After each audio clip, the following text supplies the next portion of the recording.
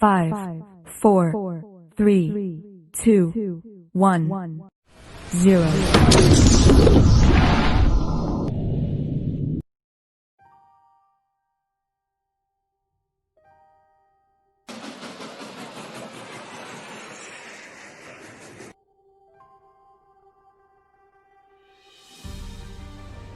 Before achieving independence, the Malaysian economy was heavily influenced by the colonialists who made various measures to improve and grow the country's economy. The colonialists are only interested in developing economy sectors that can give them direct profits, but do not give proper returns to Malaysians. To see more deeply about the story of the country's economic development, we divide the stage of development into 3 parts. During the pre-colonial era, society was involved in the traditional economy and trade economy. Traditional economics is better known as subsistence economy. Self-economy is the most basic economic activity of the society. Subsistence economic activities are just enough to meet the needs of self and family. The subsistence economy involves activities such as tin mining, rice cultivation, harvesting of forest products, and animal husbandry and fishing. Surplus revenue will be exchanged for other goods using the barter system method. The trading economy involves agricultural activities and small-scale mining. Before the arrival of the British, the Malays have to market their ore to China, India and Japan. Malay community also uses tin to make bronze drums, tools, weapons, and musical instruments such as the gong. During the British colonial era, society was involved in the commercial trading economy. British controlled the economy of states in Malaya.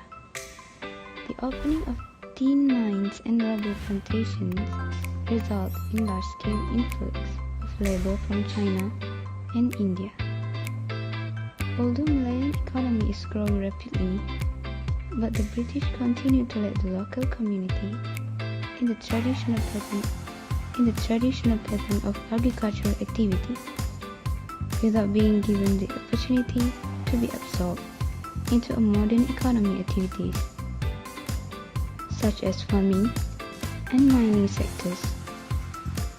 The policy of Pecah dan Perintah had formed a separate settlement area between the 3 races.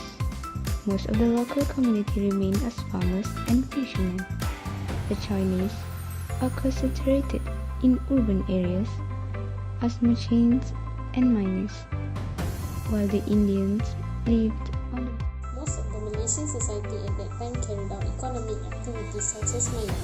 The mining activities were initially carried out on a small scale only. Therefore, the results are very few. Gold mining areas are also very few because this activity was done only to support their families at that time. After the arrival of the British, the Malaysian economy was divided according to race. Chinese Malaysians were dominated most of e-commerce, construction and industrial employment. Indians provided labor for plantations while the Malays were largely confined to farming. Rubber tree originated in Brazil. Spanish navigator Christopher Columbus was the first to discover rubber in Brazil around 1473, and he brought it back to Europe to study its uses. Rubber plant was first introduced as a commercial crop in Malaya in the early 20th century.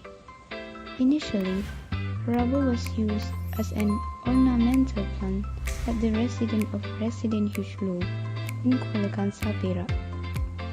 H.N. Ridley had expanded the rubber industry when he became director of the Singapore Botanical Garden.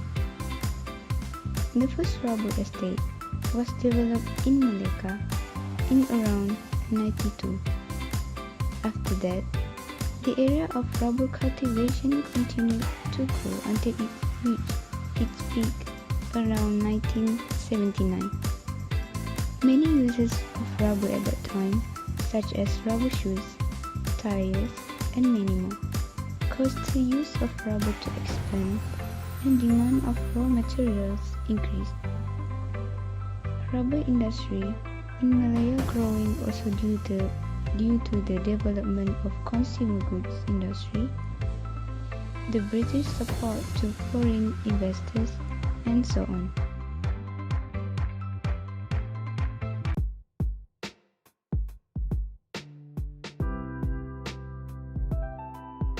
Malaysia economy has performed efficiently and to play effective role in making the true dream of develop. Economy has been transformed into highly open, upper middle income nation with diversified economy with strong performance in manufacturing and services sector. Malaysia's economy policy also have been a subject of intense debate since its inception. As you know, the Malaysian economic structure after independence can be divided into three periods, where the first period is pre-new economic policy in 1957 to 1970 era. Second, new economic policy in 1971 to 1990 era.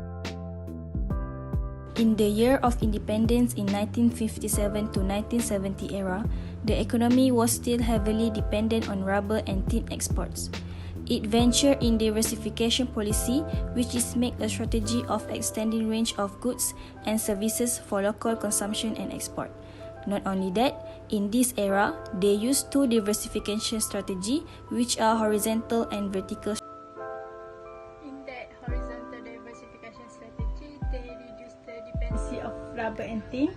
It is where we know that our country Malaysia is full with that, not only rubber and tin that reduce, but palm oil, timber, pepper, pineapple, cocoa and also paddy be in the strategy which we cultivated new crop. The strategy also is increase the extraction of petroleum and natural gas, while in the vertical diversification strategy is make a value adding activity by processing existing agriculture goods, which we know that tire, shoes and also another goods that become agriculture. During 1971 to 1990 era, in new economic policy, the growth and equity strategy to reduce poverty and restructure society. In almost 20 years, the growth and equity strategy are used. The export-oriented economy strategy in 1970 also used in this era. There are three small-scale industries in this era, which are Incentive Act 1968, Free Trade Zone Act in 1971, and the Promote Foreign Direct Investment (FDI).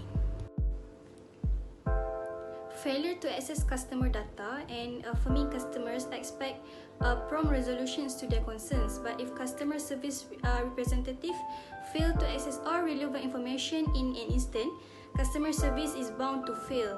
While these are just a few of the customer service related challenges faced by different industries, know that placing a high value on delivering excellent customer service is not only beneficial to your consumers, but for your business reputation as well.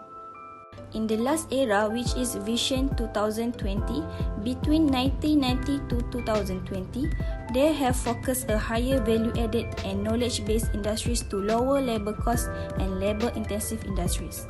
Then, the focus on the development of the manufacturing and services sector to become developed nation by status 2020.